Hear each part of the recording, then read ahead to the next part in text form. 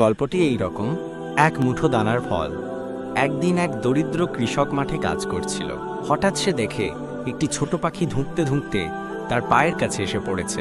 কৃষক মমতা ভরে পাখিটিকে হাতে তুলে নেয় এবং দেখে পাখিটির এক পাখা ভাঙা।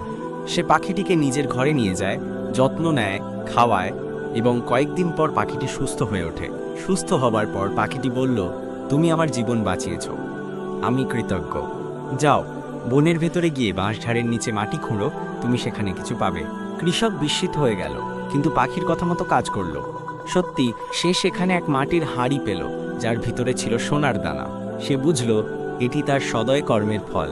কৃষক কখনোই লোভ করেনি, বরং সেই সোনার কিছু অংশ গরিবদের দান করেছিল। তার এই দয়ার কারণে আল্লাহ তার জীবনে বরকত দেন এবং সে সুখে শান্তিতে জীবন কাটায়। এই গল্পের নৈতিক শিক্ষা হলো, ভালো কাজের ফল কখনোই বিফলে যায় না। দয়া, সহানুভূতি ও আত্মত্যাগ মানুষের জীবনে শান্তি ও সফলতা বয়ে আনে। এই